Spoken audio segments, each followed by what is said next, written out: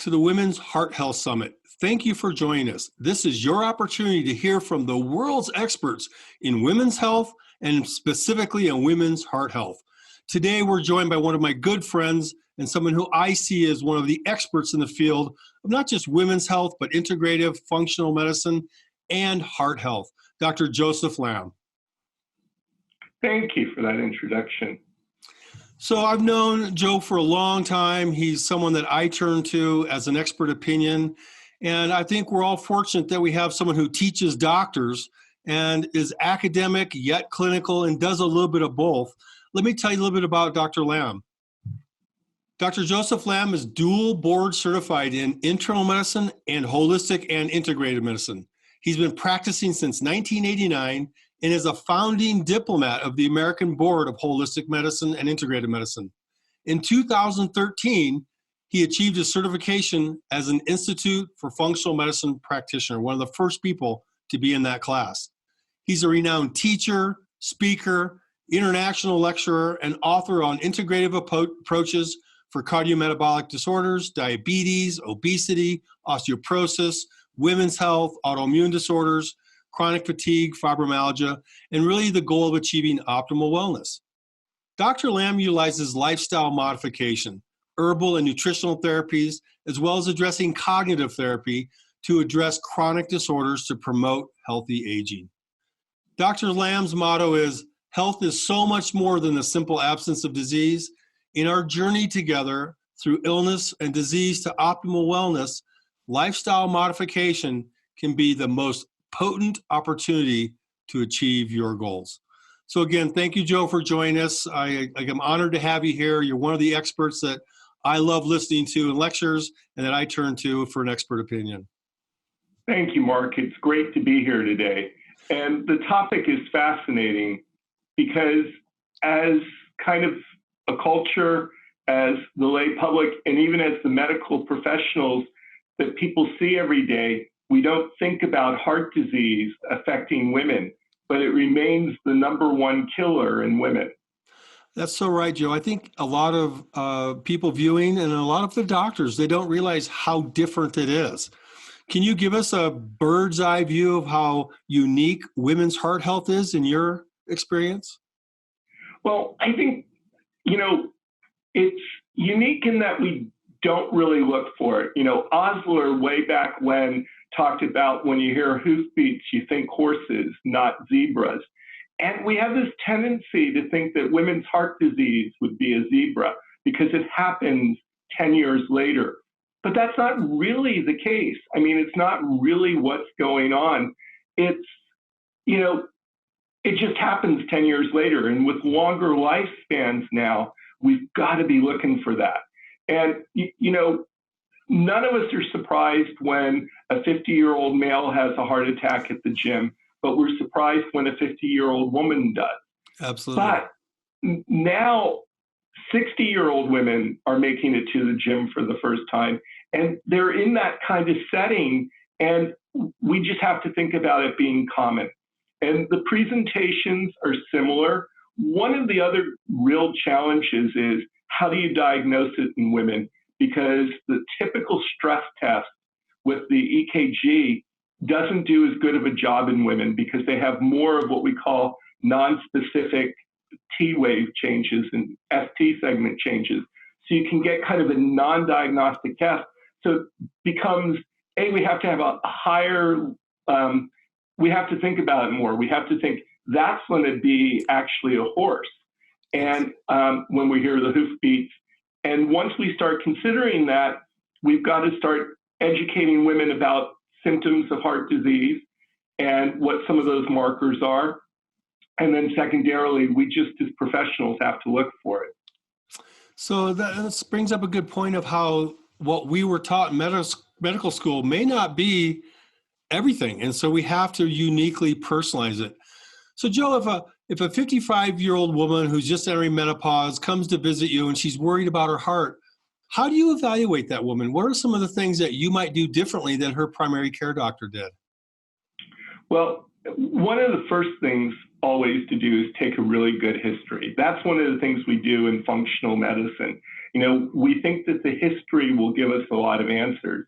And if you ask about lifestyle, if you ask about, how they do with exercise, if you ask, are there limitations when they take out the garbage? Any of those sorts of things, when you do that, you suddenly get the answers that point you down the pathway. So that's the first place. And then the second place is to start thinking about, do I need to read the CKG when I'm looking at the 12-lead pattern and tracing in front of me? Do I need to read it with a more sensitive sort of idea?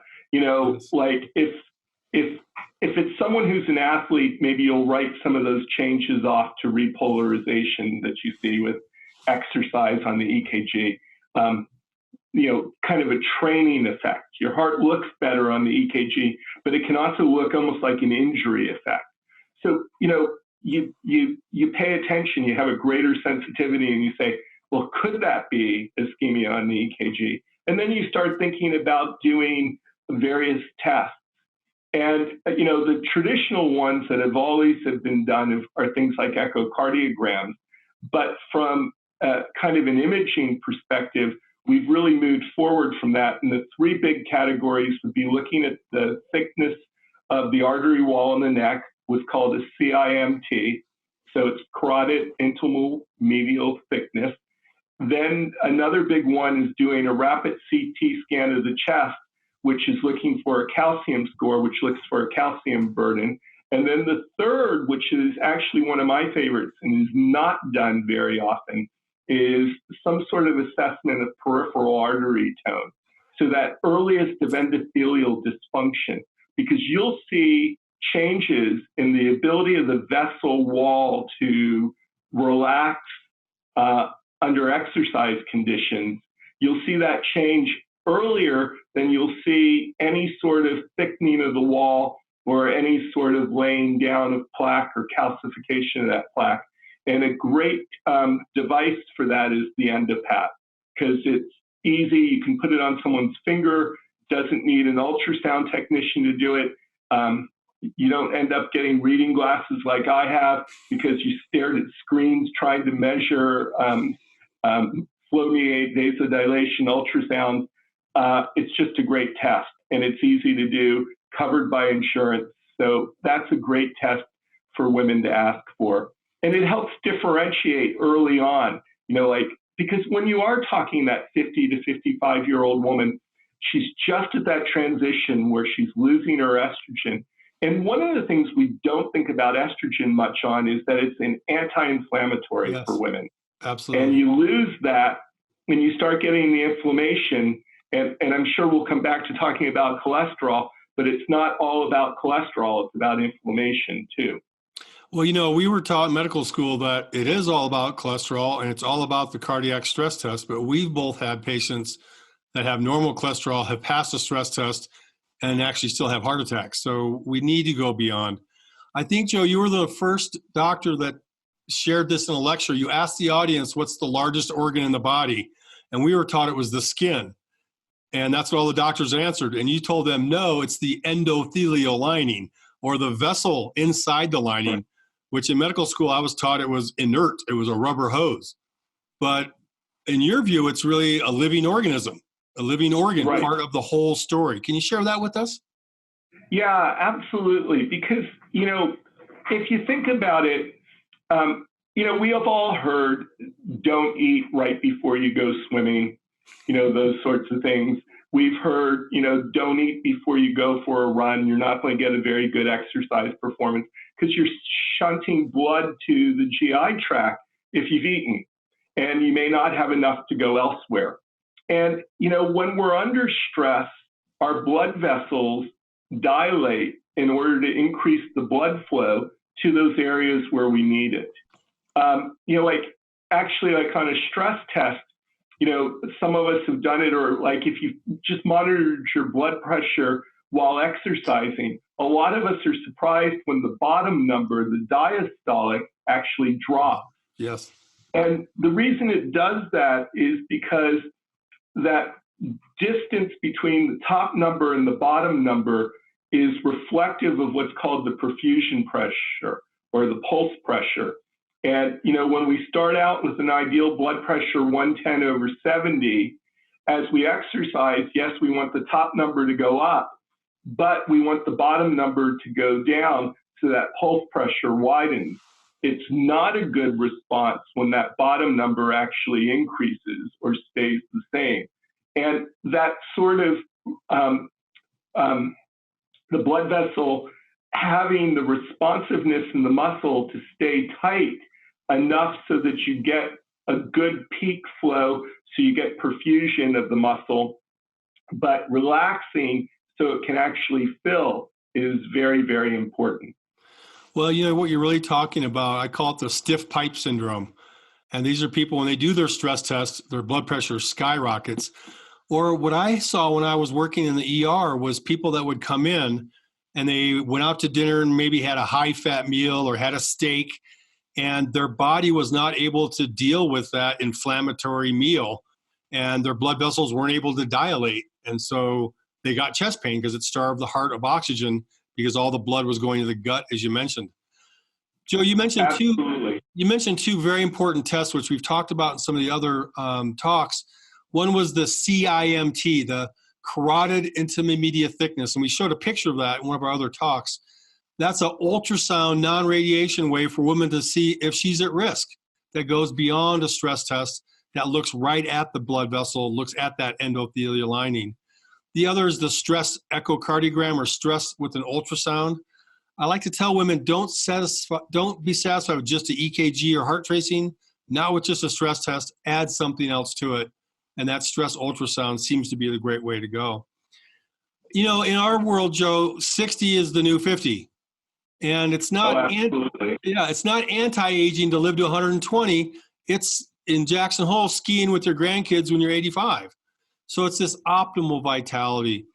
What are some of the pearls that you share with your clients about 60 being the new 50, 70 being the new 60? What are some of the easy things they can do to cut out some other cardiac risk? Well, before we get too far away from cutting out the risk, the final thing I would say about diagnosis is just going back to an advanced lipid profile, getting more than the standard set of tests done. Because this is one of the ones that's a little bit confounding, and this particularly for women, because you look at a standard lipid panel and you've got, let's say, a slightly elevated total cholesterol. We know it should be under 200 and maybe ideally under 150. And you're looking at it, and let's say you're looking at that 55, 60-year-old woman, and it's coming in about 210, 230. And then we sit there and we look at the HDL, and let's say they have a really pretty good HDL. It should ideally be above 50 in women, and let's say that they're in the 75 ballpark. And that's the good HDL, the happy cholesterol, the good HDL. Right. Yeah. Exactly. And you look at that and you say, hey, that's a good proportion there to have. You've got it's less than 3-to-1, so it's kind of ideal. But let's say blood sugar metabolism is pretty well controlled. They have a great triglyceride, let's call it 100. So, you've got a triglyceride of 100, which gives you a VLDL cholesterol, doing the math quickly here, of 20. So you sit there and you go 230 minus 75 minus 20, and it suddenly takes you down to 135 for your LDL cholesterol. And ideally, if you have two risk factors, you'd like to be under 130. And to be optimal, you'd like to be under 100 for that LDL cholesterol. And so as a practitioner, you're looking, and maybe this woman doesn't have a lot of risk factors. Maybe she's fairly fit. Maybe she's relatively thin. She hasn't smoked, doesn't have a really bad family history, probably doesn't exercise a whole lot, let's say, for the point of our story. And yet, maybe her blood pressure is a little higher than we would like. It's not the optimal 110/70. And she's not male, so we've taken away that risk factor, but she's also losing her estrogen. So, you look at her, a lot of physicians would go, you have a great HDL, it's protective. But what we're learning is that not all HDL works as ideally as we would like it to. And with that panel, you can't necessarily say to that woman she's not without a lot of risk. And I think this is where a lot of women and also men, get lost. Mm-hmm. They fall into that little crack of not really being noticed. Yeah, you're a little overweight. Yeah, your cholesterol numbers aren't very good. But if you dug deeper into those numbers, you'd suddenly go, yeah, this isn't so good. And that's such a great point, Joe, because so many of our viewers, all they have is a basic cholesterol test to go from. And so I'd encourage all of them to rewind this section and listen to what you just said and map out their numbers, because it's something that you can do from a simple health fair test or one of your very basic cholesterol tests. I like this advanced testing. I know you do as well. We do some of these advanced inflammatory markers. I'm a data person. I think our heart evaluation for women is 27 different biomarkers now. Not any one of them tells the whole story, but together they tell you a story of the symphony of health for her. What do you think of all the new markers? Are there some that you're really excited about, particularly for women, Joe? Yeah, so the markers that I would say, just the three to highlight here, because really, if you go in and you find a practitioner who's open to discussing the advanced markers, they're going to be right there with you in terms of going into the details. But, getting an LDL particle number. So, if we were standing here, if you and I were standing with a patient and talking about their cholesterol, all these numbers that I just talked about were milligrams per deciliter. They were a weight per volume of blood. That's the concentration. If we were standing with that patient outside a room and we said to them, there's 500 pounds of cholesterol sitting in that room, well, we'd be not very clear about how hard it would be to clean it up until we open the door.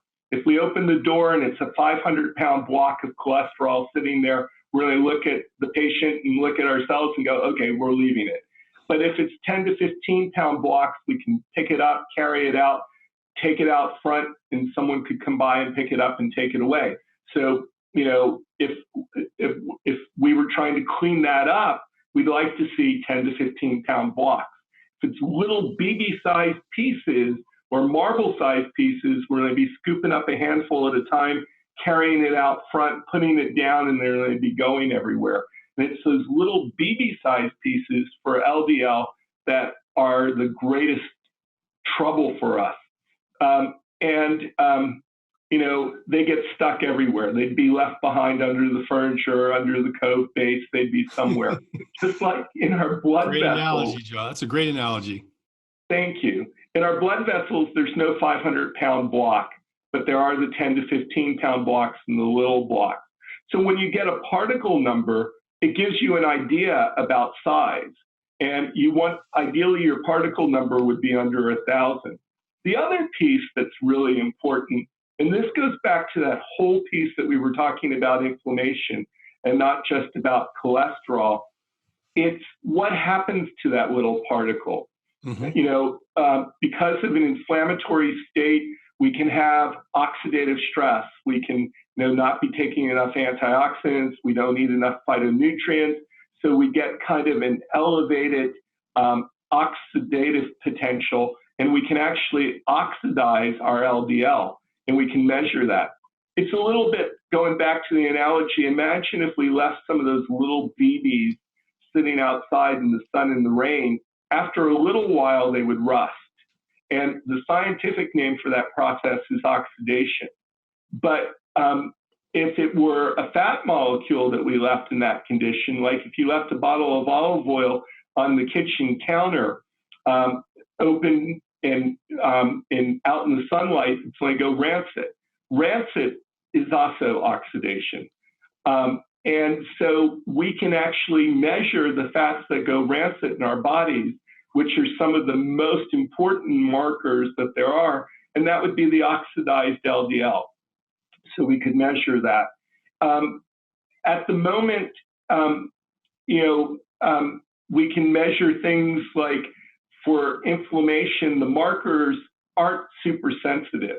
Like we talk about how important it is, and we talk about high sensitivity C-reactive protein, but it can get a little bit, I probably shouldn't say that they're not sensitive. I should probably say they're not really specific, because if I go into the doctor on a Tuesday to have my HSCRP measured, and I'm about to come down with a virus, common cold on Wednesday, my body has already bumped that CRP pretty high. So it can be a little bit deceptive. So that's a good marker. The oxidized LDL is a good marker. The LDL particle number is a good marker. And specifically trying to figure out at the moment whether that HDL really works or not, myeloperoxidase is a good number. A lot of labs are working on new assays for whether or not HDL works, but they can't do it at the moment. You bring up a great point about lab testing, in that you got to be careful with it. So if someone has a cold and they're looking at all these advanced inflammatory tests that can be helpful to see if you're inflamed, or the oxidative state like you talked about, which is like an apple when you cut it and it turns brown after 10 minutes. That's kind of what I see on inside your artery. But so some people think you should do all these tests in the front end, then fix what's wrong. I kind of like the idea of getting the biotrain, or getting the body and getting things cleaned up and healthy, and testing at a very smart time when you've done a little groundwork to get some of the inflammation down, because you're so right. I think you can be led down the wrong path and do these inflammatory markers. And when someone's coming out of the cold, or when they're having digestive dysfunction or other inflammation sources, put out those fires first, then go look. Does that make sense to you? It does. And, one of the things about any lab test is how much of variability there is in it. We talk about the biological variability, which means how much it can change day to day just because of what goes on in our bodies. And then we talk about the measurement variability, how much can happen because the lab does the assay a little bit different today than they did yesterday. And a perfect example of that is if you're using that equation that I used in my head to calculate LDL cholesterol earlier, there's a 15% day-to-day variation in that. So, if you're looking at someone with a cholesterol of 150, which is well above that 130 number, it could be 128 tomorrow, or it could be as high as 172 tomorrow if it was 150 today. So you have to follow trends. And, you know this, we should never let one lab test change our minds about what happens with a patient. And then the piece that you brought up is very, very valuable. Particularly if someone has some limited resources, like I've always practiced in the insurance model. So, I've taken people who come in and, they need their insurance company to cover this lab testing. And it may only be covered once, or if it's something that their insurance company is not going to cover, maybe they only want to pay for it once. And this is a really valid point. If someone comes in hypertensive with an abnormal lipid panel, a high blood sugar, and they're overweight, and we already know all the things we're going to do for them, then that's probably not the best time for an advanced lipid panel, because we already know their cardiovascular risk is high. But if we're coming back at a point where, 6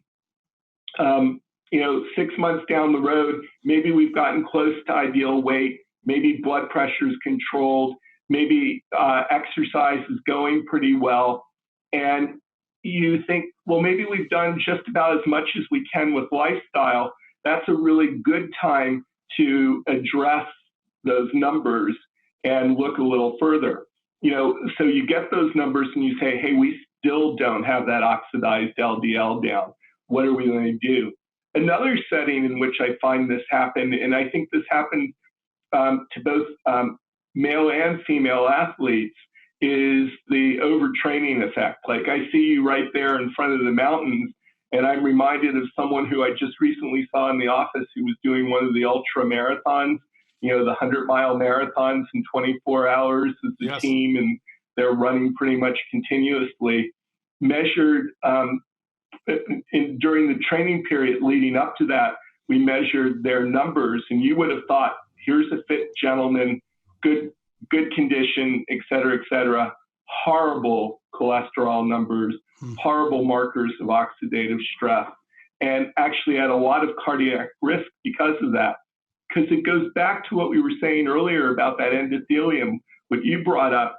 It's a very biologically active tissue that's responsive to all sorts of messages. And for it to relax, we have to make nitric oxide.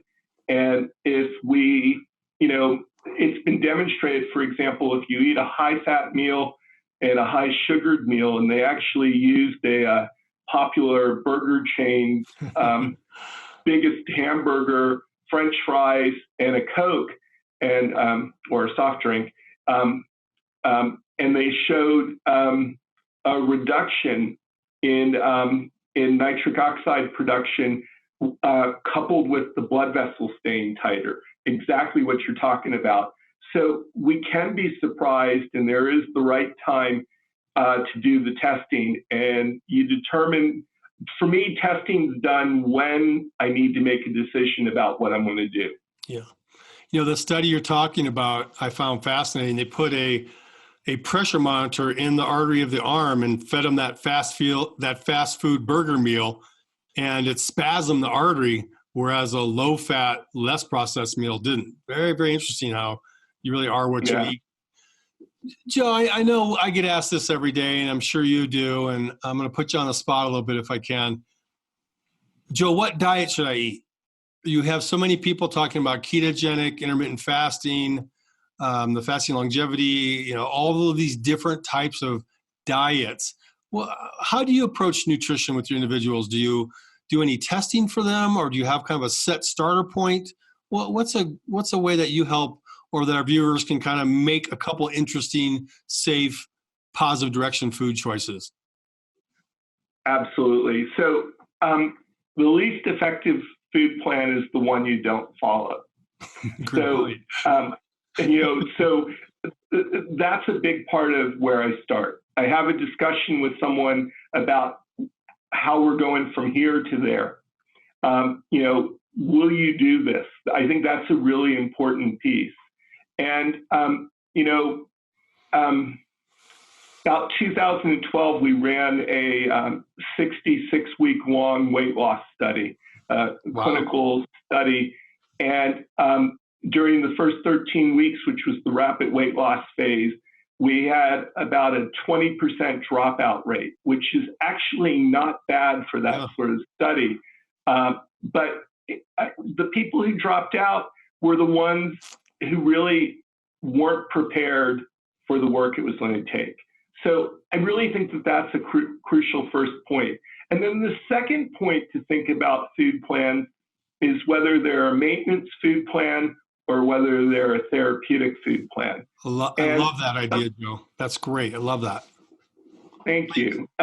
It's certainly not original to me. I mean, but it's the way we've got to think about it. It may be appropriate to start a food plan, for 8 weeks or 6 months to reach a certain health goal, and then think about where we're going to transition long term. And then the other part that I just think about is you've got to really know something about your patient before you pick a food plan. Some of these high protein, high phytonutrient diets, and I actually love that sort of food plan. It's about 40% protein, about 40% fat, about 20% carbs, mostly coming from non-starchy vegetables. At higher caloric loads, it's going to have a lot of protein. If you're at 1,000 calories a day on that food plan, 40% of the calories, 400 calories, divided by 4 calories per gram of protein, you're going to end up getting 100 grams of protein, which is not that big of a load. But if you're dealing with someone who has a higher caloric demand, maybe they are significantly overweight, but maybe they're also exercising a good bit, and you want to be closer to 2,000 calories. Well, that's maybe 200 grams of protein a day. And we're suddenly getting into the range where it's not so great for kidneys. So if someone has a slightly high creatinine, that needs to be taken into account. So similarly, back to what we talked about in terms of endothelial dysfunction, on some of these keto food plans, when people are getting a lot of calories in because they're exercising, they may be getting enough fat, particularly if they're getting the wrong sorts of fats, the trans fats or the saturated fats. They could be actually worsening their endothelial function while they're making changes. And we're beginning to see markers like certain genes like ApoE that plays a role in telling us, hey, maybe you're not the one for the keto food plan because you're not going to do as well in terms of your lipids. So those are all things that I consider along the way. But, just as a starting point, I think there's a couple basic rules that anyone who's listening today can take away. Great. One is that colorful foods on your plate are really important. The non-starchy vegetables delivering a variety of colors or delivering what we call phytonutrients. And, it's not on the label today. We don't have label statements saying the information molecule in this vegetable helps you metabolize your estrogens or helps you metabolize foreign toxins that come into you. We don't have those sorts of statements, or we don't have a statement that says the vitamin D that's present here will help you do X, or we don't have the statement that will help reduce your oxidized LDL. Right. You did a multivitamin study with a phytonutrient-enhanced multiple vitamin, and we demonstrate, for example, about a 15% reduction in oxidized LDL for people not eating a very good diet by adding just a multiple vitamin. So, Joe, you're talking about these phytonutrients and the colors. Is there a rule that you would like, or is there a general suggestion about how many colors to get? And what are some great sources of those colors? And do you need to go organic? So I would try as a basic rule to get somewhere in the neighborhood of about 5 to 9 servings of fruits and vegetables a day. Serving size should probably be considered a half a cup of something that you finely chopped and a full cup of something that's bigger, like broccoli florets would be a full cup. Chopped up red peppers would be a half a cup.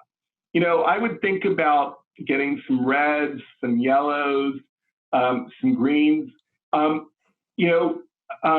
little of everything. When you start, the biggest category to get your color from should be the non-starchy vegetables.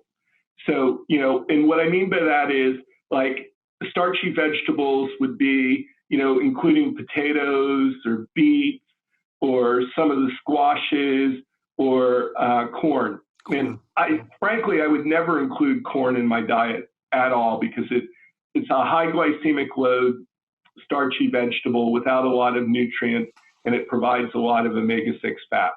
Joe, how do you talk about glycemic load and glycemic index to people? Do you have a good, easy way for people to understand that? Basically, I don't. I mean, what I basically say to people is I give the example of if you had, the same amount of sugar from a carrot as you do from white bread, that you would get the same response. But if you ate a slice of white bread to get that response, you'd need to eat a whole bunch of carrots to get the same response. And that's the glycemic load, figuring out how much sugar there is. So, the type of sugar from carrots versus type of carbs from white bread. They have both high glycemic index, but because there's so little compared to how much fiber is present, carrots actually end up being moderate glycemic load. Watermelon falls into the same category because it's so full of water and fibrous material as well. You fall into this category of it being low glycemic load. And Joe, is that the difference between eating 2 oranges and having a glass of orange juice as well? Exactly. Because when you have that glass of orange juice, you've left all the pulp behind, or most of the pulp behind. So that's just why juices typically aren't part of a heart healthy food plan. Someone the other day was telling me how they think of juice versus actual fruit, that a glass of juice gets into your stomach and then stampedes its way to the liver as basically sugar water. Whereas when you eat 2 oranges, the fiber in the sugar of the orange slows down that stampede to the liver and you get a much more even sugar response. And I love those kind of simple analogies. Do you have one for fats too? Because we seem to be confused whether we should be low fat, high fat, or if they're good fats or they're bad fats. Then this whole ketogenic diet issue. How do you help people understand how to get the good fats and avoid the bad fats? Well, one of the simplest ways to do that is to tell them to eat foods to get their fats. So eat an avocado, eat an olive, eat a nut, eat a seed. Those sorts of approaches get us our better fats. Eat a piece of fish. That's going to bring us our better fats when we eat them as food. When we process them, we stand more, there's a lot more potential for them not to be good for us by the time they're processed. Extra virgin olive oil, when you start talking about some of the processing that takes place there, by the time you get to the end, it's kind of the dredges of what's left can still be called olive oil. Similarly, it falls into the whole, what does free range chicken mean? I think you were at the same conference a few years ago, an IFM conference, and the speaker was talking about our food sources, and she flashed up a slide of it looked like a low-slung concrete building about a football field in length. It was short. It was dark inside. It had a metal roof, and it had a door at one end with like a small half-court basketball court on the outside of it. But all the food was inside, and all the chickens were inside. And because they had the potential for going out to that small court, those were free-range chickens. Yeah, I think it was 2,000 chickens, and that space outside was a 12-foot by 12-foot courtyard fenced in with one little hole to get out, and none of the chickens were there because they're all inside where the food was. So you're so right about how what we are portrayed as healthy may not be so healthy. How about for things like meats and vegetables, fruits? Where do you spend your money for getting the best value with the least toxicity, with the healthiest quality? What are may I ask you, do you have any good rules of thumb for that? Well, one rule that I keep going back to is there's always a better choice. Because one of the things that can easily happen to us is we can't make the best choice always. And then if it's not the best choice, kind of the way we think, it's yes or no. So if it's not best, oh, well, it doesn't matter. I'm not making the best choice. But when you're trying to make lifestyle choices, a better choice works. Dr. Jeff Bland said years ago at a conference I was attending, Complementary Cancer Care Conference by Jim Gordon, Dr. Jim Gordon. Jeff said, if you took a book, like if you went into a health food store and read all the books, or you went somewhere else and read all the books and made a list of everything you couldn't eat, by the time you were done, you'd be allowed to eat nothing. So, start just making the better choices. So for me, at the top, I put as close to nature as you can get for your meat sources. So like wild caught fish and wild game.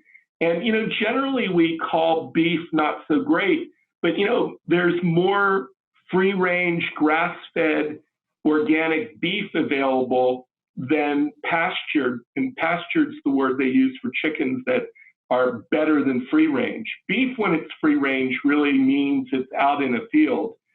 They're not in little stalls like that. But the more you can read, and the closer you can get to the condition that that food would have been in, makes a big difference. And yes, it's ideal for foods to be organic, but you're not going to hurt yourself eating a fresh vegetable if it's not organic, compared to eating something that came out of a can that had BPA in it, in the plastic lining, or skipping it all together and eating something highly processed. So again, a hierarchy. When I tell people to eat foods, I tell them to eat quality proteins. I tell them to eat lots of non-starchy vegetables. The best fruits are berries. They're relatively low glycemic, and they provide a lot of color. And I tell them to try to eat their fats, going back to that, avocado or olives or nuts or seeds or some coconut, that sort of thing. Well, you were talking about BPA or bisphenol A. It's a hormone disruptor for women, for estrogen and likely thyroid as well. I had a female patient that I could not figure out what was going on with her hormones. She was taking a synthetic one. We switched her to bioidenticals, and her numbers were through the roof. And she was getting worse. And turns out she was a cashier handling receipts. And those electronic receipts are actually loaded with BPA, and you would never know it. In the rest of her life, she was doing everything right, eating organic, clean water, clean air, clean food, and she was sabotaging herself by just these receipts. You talked a little bit about hormones and toxicity, and if I may kind of switch gears, Joe, I know you're an expert in so many things, and hormones are one that I think our viewers really get misinformation. What should you take hormones? Should you not? What's the benefit? They're good for you. They're bad for you. They're good for the heart, bad for the heart, good for Alzheimer's, bad for Alzheimer's. How do you advise women that come into in the perimenopause or menopause, that 45 to 55-year-old woman that's looking for optimal health? What type of suggestions do you make to her about how to address her hormones? Well, probably the first thing I would say to anybody, male or female, interested in hormones, because a lot of men are doing it as well. But I would say get real scared about a practitioner who does the same thing for everybody. Yes. If someone says, I believe that hormones are good for everybody, then they may not really be, they may not really be personalizing it. One of the things, for women, we have really contradictory information, depending if you try to synthesize it all or you just try to read a couple facts about what hormones mean. Like all the early studies showing the benefits of hormone replacement for perimenopausal and menopausal women clearly showed these were all kind of retrospective studies. So they looked at big groups of women after the fact. So they went back and looked at their history and said, oh, they've been on hormones for 10 years, and how much heart disease did they have? And in these retrospective kind of population studies, it really looked like there was a benefit. And that really fueled the real emphasis on hormone replacement through the 1990s and into the early 2000s. And then the Women's Health Initiative came out, and suddenly we were calling hormone replacement for women the dangerous thing and most dangerous thing in the world. We talked about it increased thromboembolic disease, which means clots, either in place or one that we throw, or it increased heart disease. And it certainly was demonstrated not to benefit heart disease.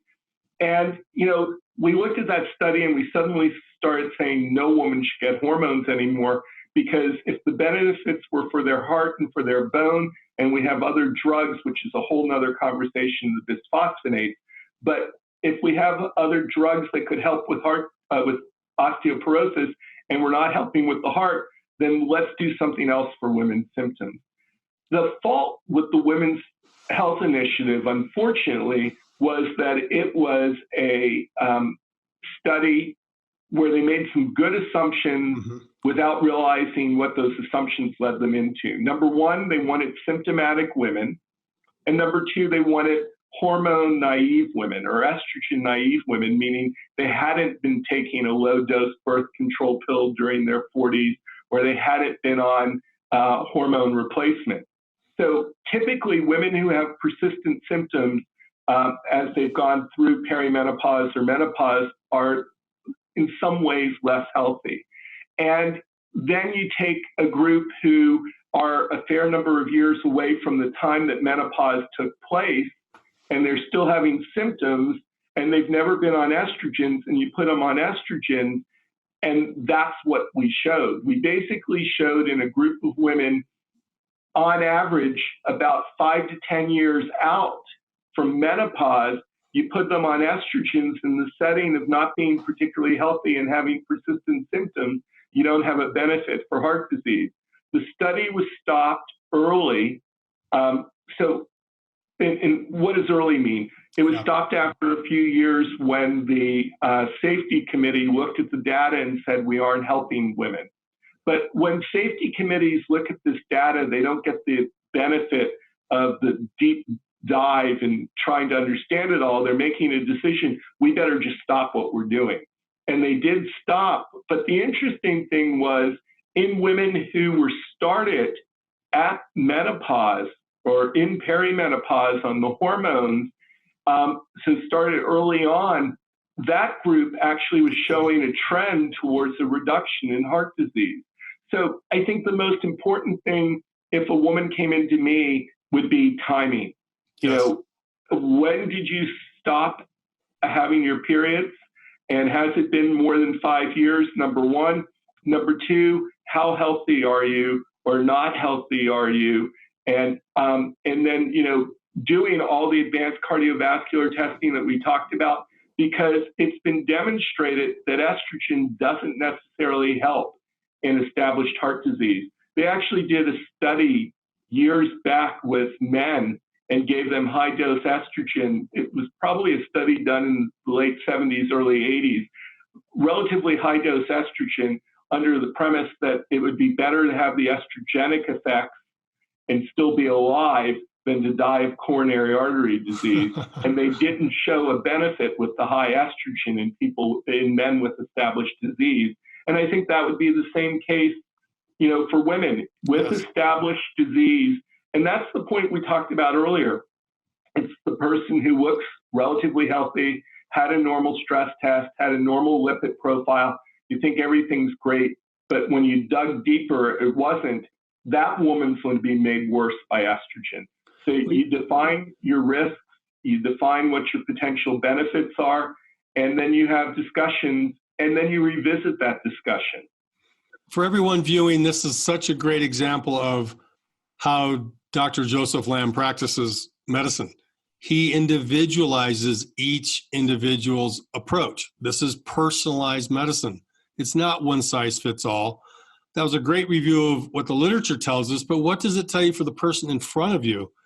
And I love that you're going to look at all these different aspects.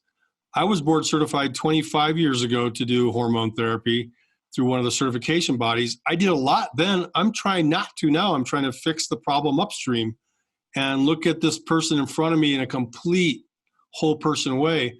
What do I really need to do to get her symptom relief, but also protect her heart, protect her brain? Do you see a difference, Joe, with the synthetic prescription hormones versus the bioidentical prescription hormones? I do. I mean, and first of all, it really needs to be said, you practice exactly the way I do. You practice a personalized medicine approach. And that's why, you know, I respect you and wanted to be on your summit here, because we're all part of that group that's trying to change how people's care is. In terms of bioidentical hormones versus traditional pharmaceutical hormones, language is a big issue here. Yes. Because, you know, we say bioidentical because we can't say natural, because actually some of the hormones that we don't think are so good are natural. Mm-hmm. The classic conjugated equine estrogens that women were given for years were estrogens collected from pregnant mare's urine. And when they did that, they got some metabolites that no woman has ever seen. Yes. They don't normally see those estrogens. And though that was a natural source because it came directly from an animal, it wasn't similar to the hormones that women take. We don't have a natural source for all the estrogens that women take.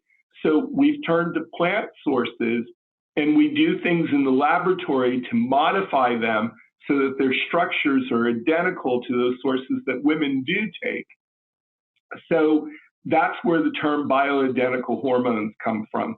And basically, I think when you use bioidentical hormones and when you administer your estrogen, preferably in a topical or a topical equivalent form, so I'm meaning you don't take your estrogen orally, you've really reduced your risks fairly dramatically for some of the side effects. The studies really do seem to show that women do better with the bioidentical hormones. There's a lot of pushback. There's a lot of concern that compounding pharmacies may not do their work well, but good practitioners pick out good compounding pharmacies, and they usually know the safe ones for you to go to. Yes. And if you still have concerns, there are now pharmaceutically available forms of bioidentical hormones, both progesterone and estradiol that you can get. Well, that's great, Joe. I hope everyone viewing can really see the breadth and depth of the kind of medicine you practice. You can talk about phytonutrients, diets, cardiovascular, inflammation, hormones, toxicity. You really can run the whole gamut. And I so much appreciate you being with me, Joe. And thank you. For all of our viewers, Dr. Joseph Lamb, how did they learn more about you and connect with you more? I know you've just moved to Seattle. Last time we talked, you were buying kayaks. I hope you're getting out on the water. That's super exciting. I am. So I just, we're filming this on the 5th of October, and we just sort of opened the doors on the 1st of October for our new clinic, Personalized Lifestyle Medicine Clinic by Metagenics, right here in Gig Harbor, Washington. And when I say open the doors, that's a loose term because we still don't have floors and we still don't have paint and we still don't have a lot of things. We're going to be seeing patients by early in the new year. We're hoping to start actually late this year in December. The clinic telephone number, if someone wanted to reach us, was 253-853-7233. Well, Joe, that's great. You're working in a clinic that's actually collecting data to help us answer some of these burning questions of what should women do. What are some of the things you're interested in looking at in some of these clinical trials? Yeah, so we're open to the public, and we're running probably the largest study that's been done yet on functional medicine. It's LifeHealth, and it stands for Lifestyle Intervention and Functional Evaluation, a Health Outcome Survey. Hard to say. And LifeHealth, that's great. Yeah, and we are looking to two things that we want to gain out of the study. As we talked about early on today, wellness is more than the simple absence of disease. But if we try to define it simply by not having a disease or not having a risk factor, then we're defining it in the negative. Yes. So one of the things the study is aiming to do is to determine the functional markers of health. And everybody's getting their microbiome looked at in terms of their gut bacteria that we live with. We're doing genomic data on everybody. We're doing a nutritional physical exam, Dr. Michael Stone's work on everybody. We're putting all of these components together to describe what health is. And then we're kind of in these 400 people who are in the process of being enrolled, we're prescribing a personalized functional medicine evaluation. across the board kind of an employee health model to demonstrate that this is something that your insurance company should want to buy into. How fantastic, Joe. That's the kind of answers that all of us are looking for. And it's so exciting that you're going to do the work to really help us with that information.